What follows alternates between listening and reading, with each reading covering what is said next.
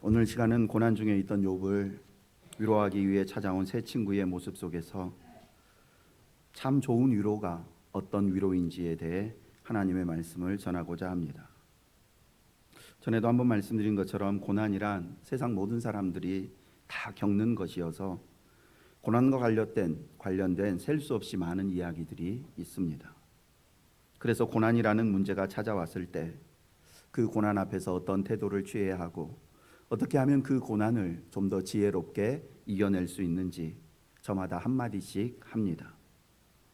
그러나 고난이라는 것이 정말 이상해서 다른 사람들이 당하는 고난에 대해서는 비교적 올바른 판단을 내리고 또 실제적인 도움을 줄 수 있는 조언과 해결책도 제시하는 것 같은데, 그 동일한 고난이 정작 나에게 닥치게 되면 전혀 새로운 문제로 다가와서 작은 문제 앞에서도 아무것도 하지 못하는 어린아이가 되어버립니다.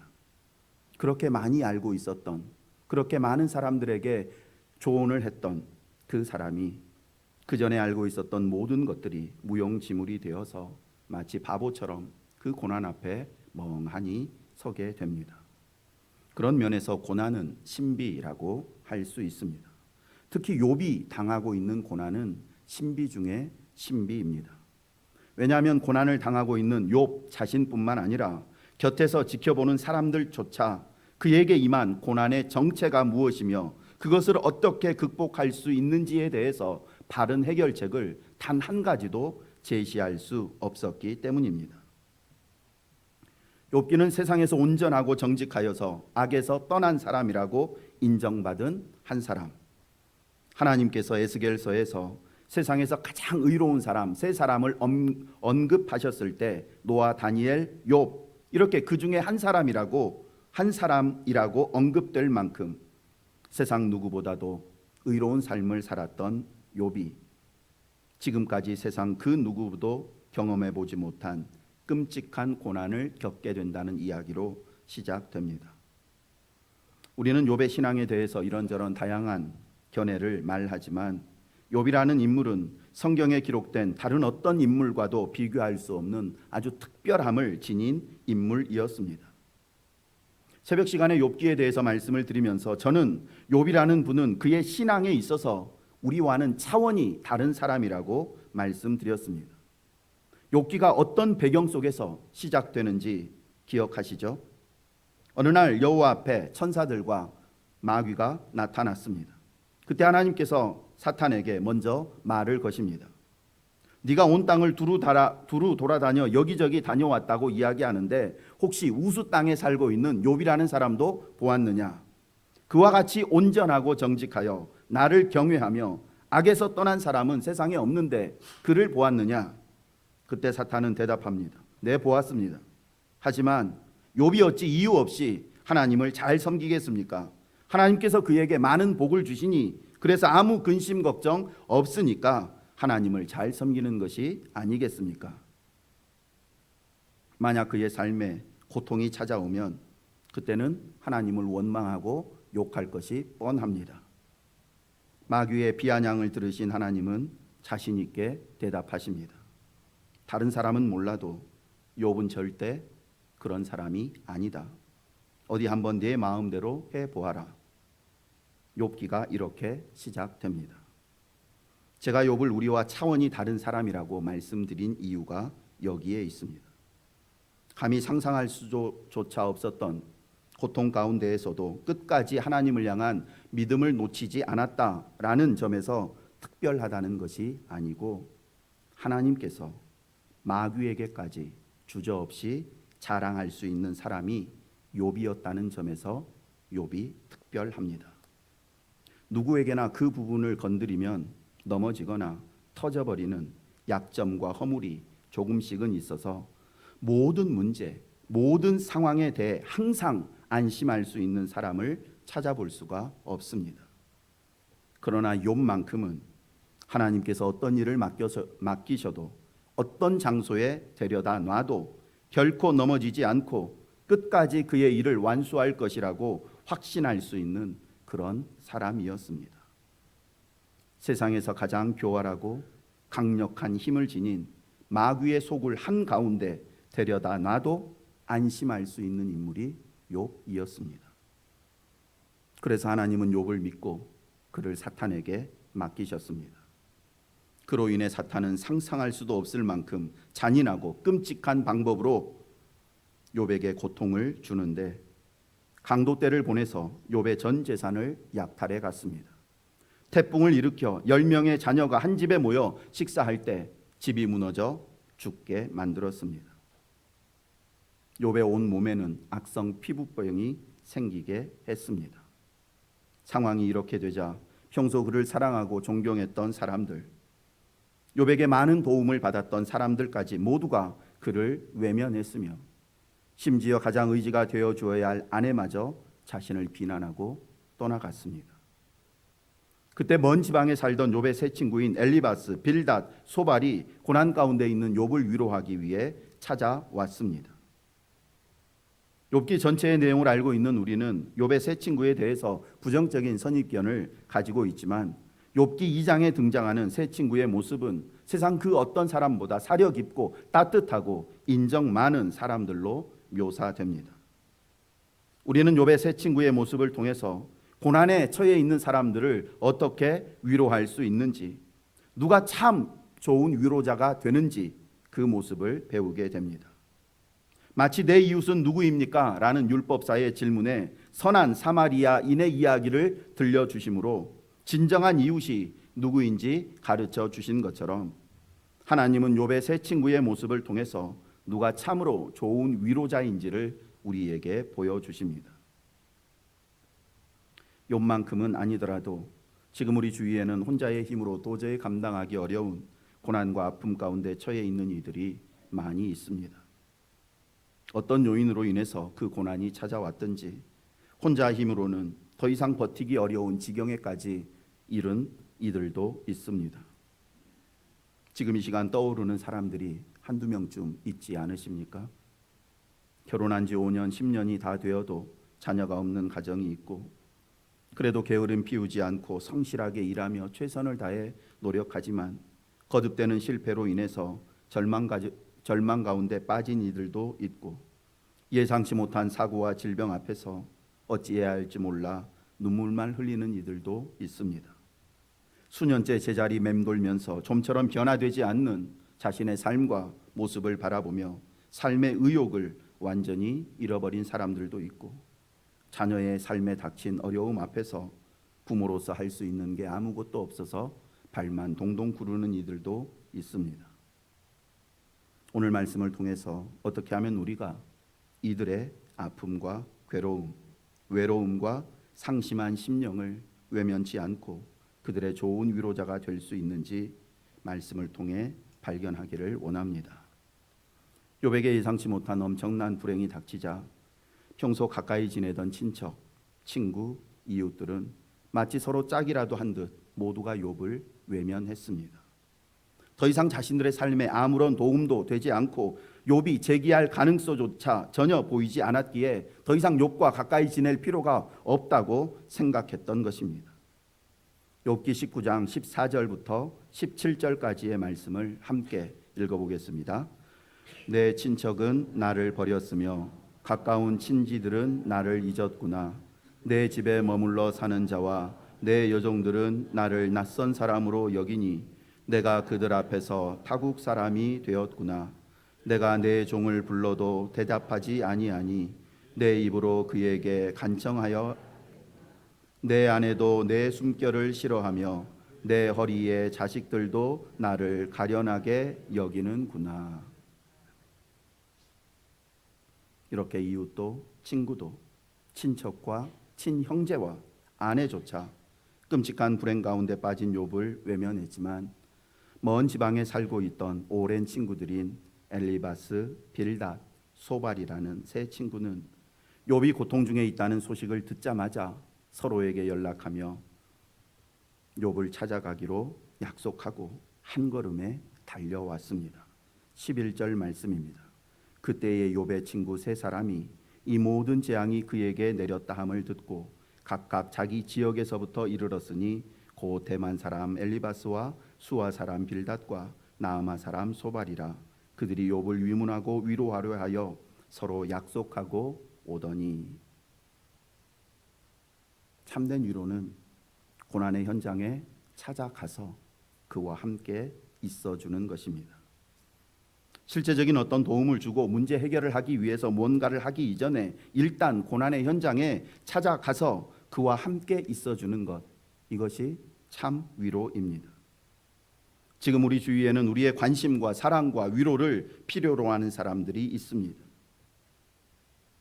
혹시라도 우리가 선한 사마리아인의 비유에 등장하는 제사장이나 레위인처럼 이런저런 이유와 핑계를 대면서 우리의 도움과 위로를 간절히 필요로 하는 그들을 외면한 채 그저 우리 일에만 몰두하는 죄를 짓고 있지는 않을까요? 지금 이 시간 나의 격려와 위로가 필요한 사람이 생각나면 그를 위해서 기도하기를 원합니다. 그리고 시간이 더 지나가기 전에 한번 찾아가십시오. 도움을 줄 수도 있는 뾰족한 수도 없는데 찾아가서 뭐하나 생각하지 마시고 찾아가서 잠시 동안이라도 곁에 있어 주십시오.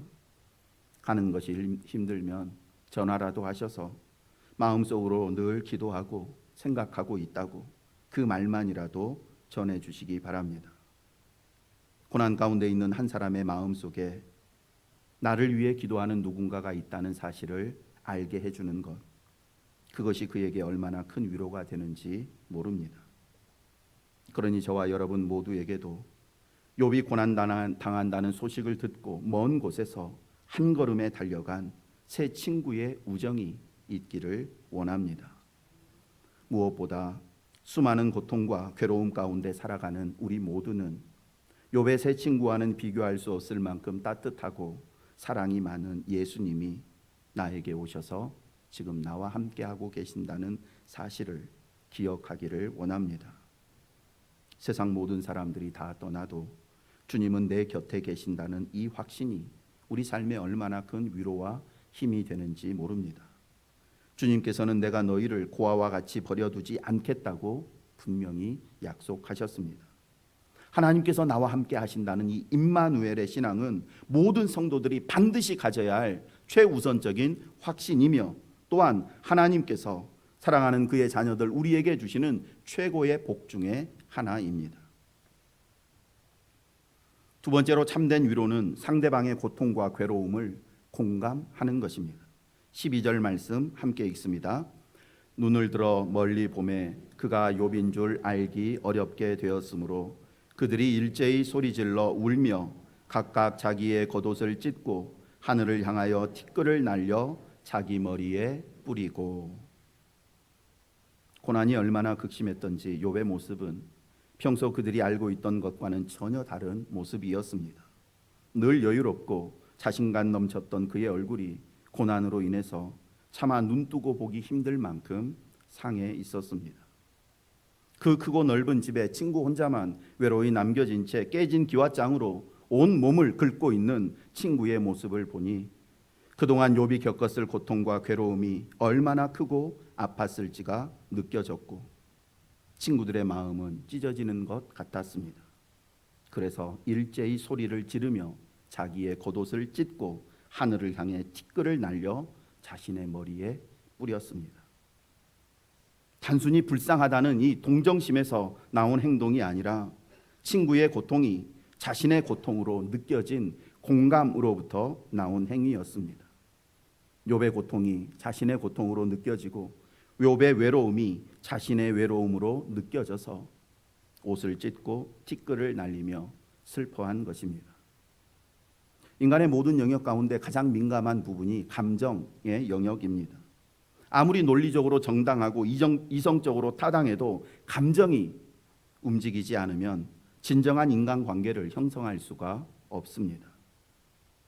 고난 가운데 있는 이에게 내가 그의 진정한 위로가 되는 사람이 되기 위해서는 가장 먼저 그가 느끼는 감정을 나도 느낄 수 있어야 합니다.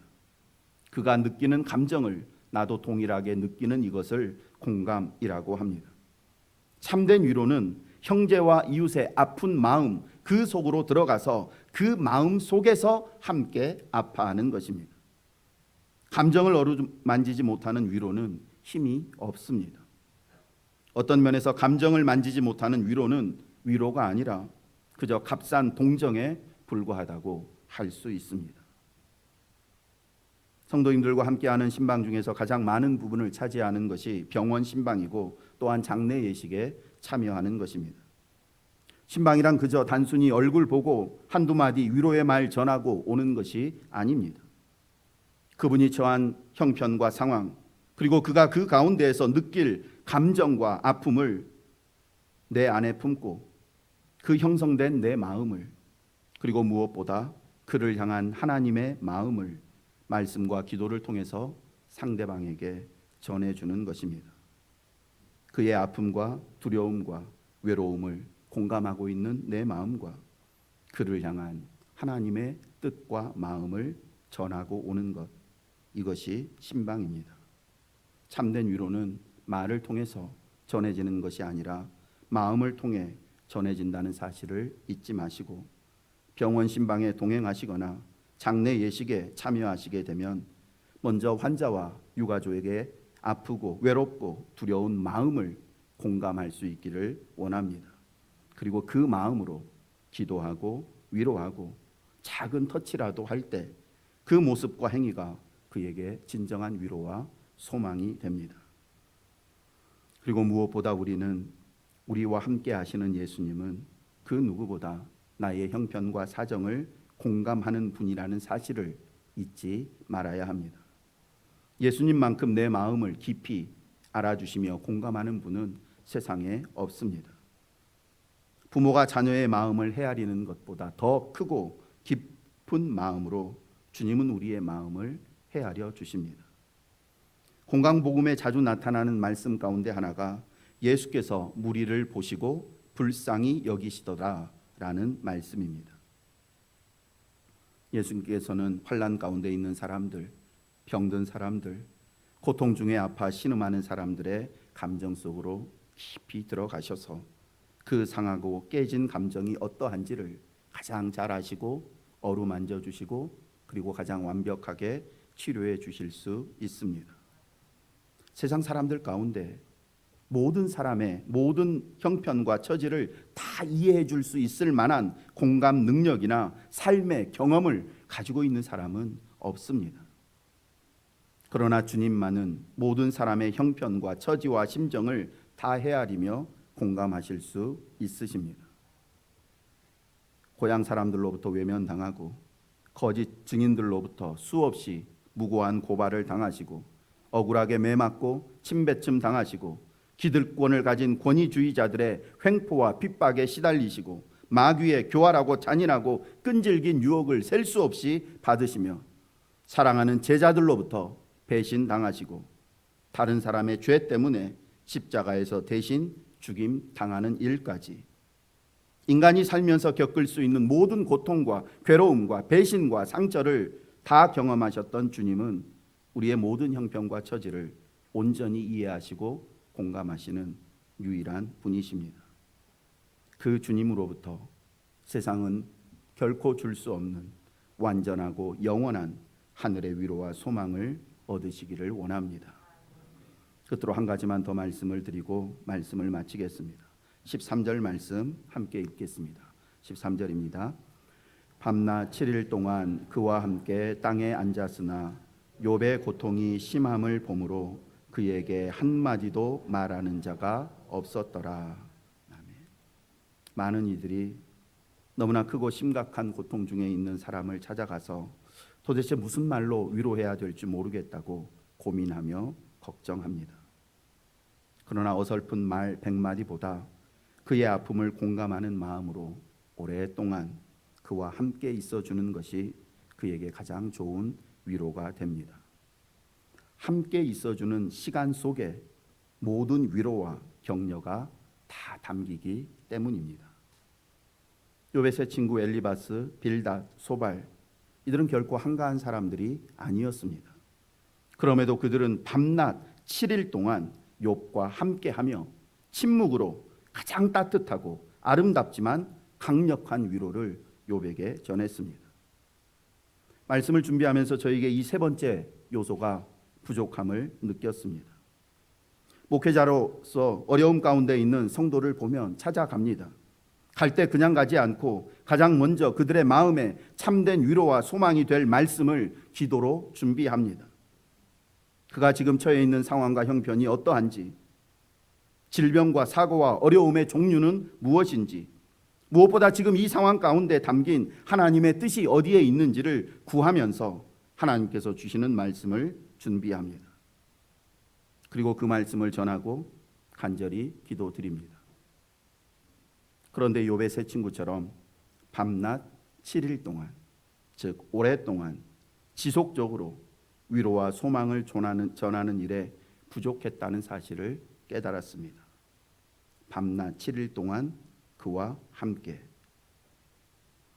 고난과 슬픔과 괴로움 가운데 있는 이들을 찾아가 그들의 아픔과 외로움과 두려움을 깊이 공감하고 전능하신 하나님께 그들 대신해서 기도드리며 할 수 있는 한 오랫동안 또 자주자주 찾아가 함께 있어주는 참된 위로자가 되기를 원합니다. 한두 번의 위로로 그치는 것이 아니라 그가 그 고통과 괴로움과 슬픔과 낙심과 두려움의 자리에서 일어나 다시 나와 같이 일상의 삶으로 돌아올 때까지 그의 아픔을 공감하며 그를 위해 기도하고 함께 있어주는 저와 여러분 되기를 간절히 소망합니다. 말씀을 마칩니다. 우리가 아파하고 고통 중에 신음할 때 주님은 세상 그 누구보다 먼저 우리를 찾아오셔서 누구에게도 다 말할 수 없었던 우리의 사정을 지금 하나님 보좌 우편에서 우리 대신 간구해 주십니다. 여러분 안에 차마 남들에게는 다 드러낼 수 없는 고통과 슬픔, 외로움과 아픔이 있다면 이미 여러분 안에 찾아와 그 모든 아픔을 공감하고 말할 수 없는 탄식으로 여러분을 위해서 기도하고 계시는 주님을 생각하시면서 힘을 내시기 바랍니다. 주님께서 지금 이 시간 여러분과 함께 하시며 여러분 한 사람 한 사람을 위로하고 계신다는 사실을 절대 잊지 않기를 원합니다. 세상에서 가장 따뜻하고 위대한 위로자요 치유자이신 주님이 항상 우리 곁에 계십니다. 화면을 보면서 우리가 잘 아는 복음성가 중에 한 곡인데요. 1절만 함께 불러보겠습니다.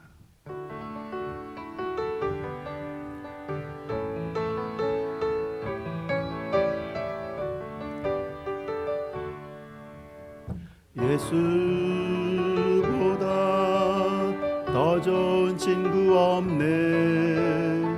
예수보다 더 좋은 친구 없네. 예수보다 더 좋은 친구 없네. 예수보다 더 좋은 친구 없네. 괴로울 때 다가와서 마음의 평화 주는 신실하신 나의 참 친구. 외로울 때 찾아와서 친구가 되어주는 사랑 많은 나의 참 친구. 주 예수 사랑하리라.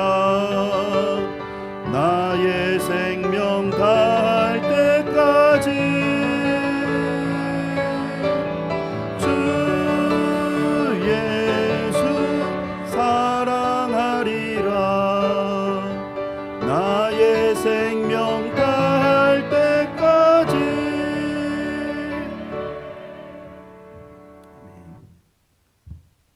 혹시라도 주변 사람들은 또 목회자인 저조차 성도님들을 섭섭하게 할 수 있지만 예수님은 결코 여러분을 섭섭하게 하시지 않습니다. 참 좋으신 예수님은 내가 세상을 떠나서 천국에 들어갈 때까지 항상 내 곁에 계신다는 사실 생각하시면서 그 주님 안에서 참 위로와 평안 누리기를 원합니다. 그리고 이제는 우리도 주님께 받고 있는 그 사랑과 위로로 고난 가운데 있는 형제와 자매를 위로하는 삶을 사십시다. 찾아가서 그와 함께 있어주고 함께 느끼고 함께 울고 대신 주님께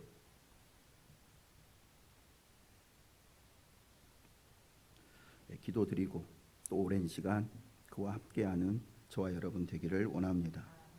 하나님은 오늘 말씀을 들은 우리 각자가 지금 이 시간 고난 중에 아파하고 신음하는 형제와 이웃을 찾아가서 좋은 위로자가 되라고 말씀하십니다.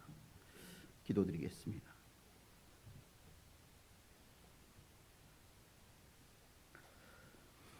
죄와 사망의 법에 매여 신음하며 절망 가운데 살던 저희의 괴로움과 불행을 공감해 주신 하나님 아버지, 저희를 구원하기 위해 낮고 천한 이 땅에 오셔서 저희 대신 피를 흘려 영생의 기쁨과 천국의 소망으로 위로해 주신 예수님, 지금 이 시간 저희 가운데 계시면서 세상이 줄 수 없는 참된 위로와 평강을 주시는 성령 하나님, 참 감사합니다. 이제 저희도 하나님의 자녀요 예수님의 제자이며 성령의 사람으로서 고난과 아픔, 외로움과 두려움 가운데 있는 이들을 찾아가서 그들의 아픔을 공감하며 그들 대신 기도하고 희생하는 좋은 위로자로 살게 하여 주옵소서. 예수님의 이름으로 기도드립니다. 아멘.